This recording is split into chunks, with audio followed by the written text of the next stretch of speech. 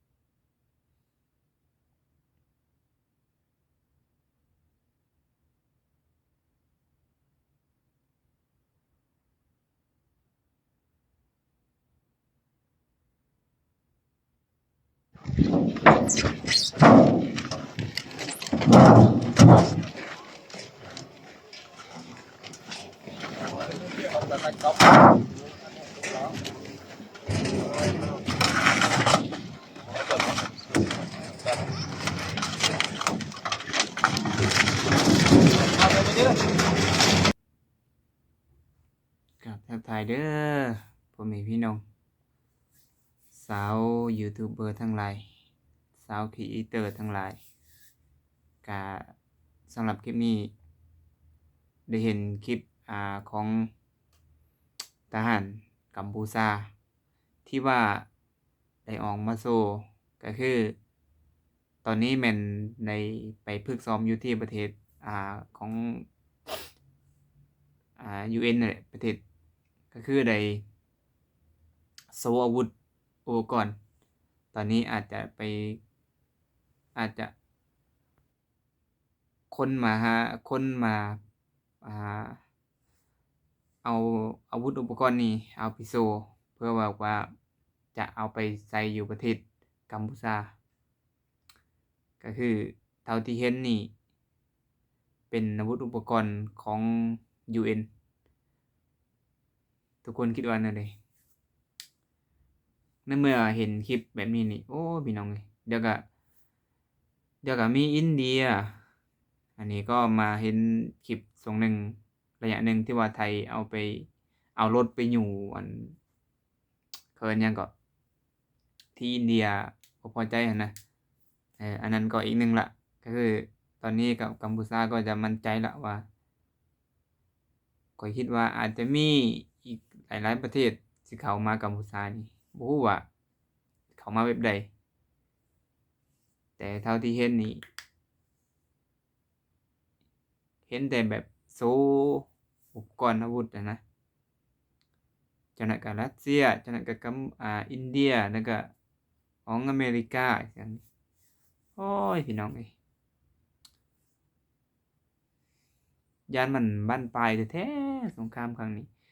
บ่มีสิ้นสุดแท้ๆพี่น้องเพราะว่าทางด้านกัมพูชานี่บ่ยอมแท้ๆแต่มีแต่ตอนนี้ไทยปราบมาครึ่งนึงของประเทศแล้วพอหลังจากที่ไทยปราบมานี่ก็บอกว่าจะยอมเจรจาเห็นบ่ในช่วงนั้นมันบอกว่ายอมเจรจาแต่มันก็เท่าที่เบิ่งนี่ข้อยอันนี้เท่าที่อันนี้ความคิดของข้อยยันมันแบบมันเกี่ยวไปเกี่ยวมาหั่นนะเดี๋ยวมันก็หักหลังคือเก่ามันหาเหลี่ยมเพราะมันคิดว่ามันจะเอาชนะนี่เอ้ยพี่น้องเอ้ยมันเฮ็ดแท้อันนี้นะมันใส่เต็มที่แล้วกันอันนั้นคิดว่ามันชนะแต่ตอนนี้ไทยคือยอมใบแท้เนาะเห็นบอกว่าไปเซ็นเจรจาหยุดยิง เป็นหยังคือหยุดไว้แท้คือบ่แบบ คือบ่แบบ ใส่ให้มันเต็มๆกว่านี้ก่อนนะ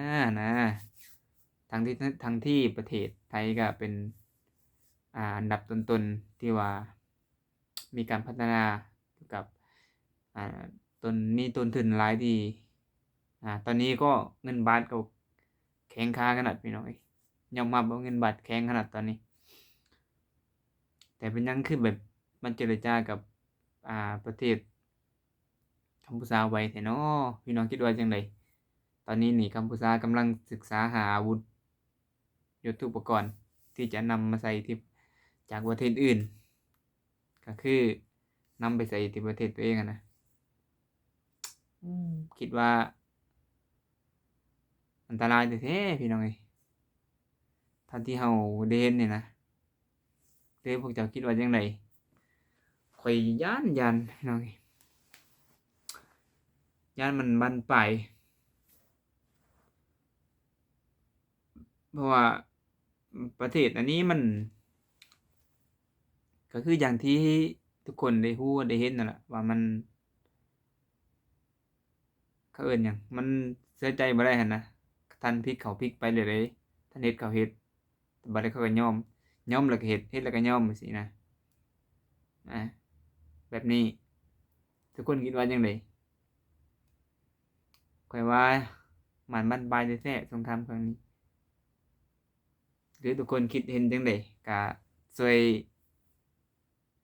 กดอ่าคอมเมนต์ได้เด้อพี่น้องฟ้องไปชาวยูทูบเบอร์ทั้งหลายช่วยคอมเมนต์ศึกษาในกับช่องเว้าไสบ้านนาเช่นเก่าเช่นเคยพี่น้องเอาสำหรับคลิปนี้ก็บ่มีหยังคือเก่าบ๊ายบาย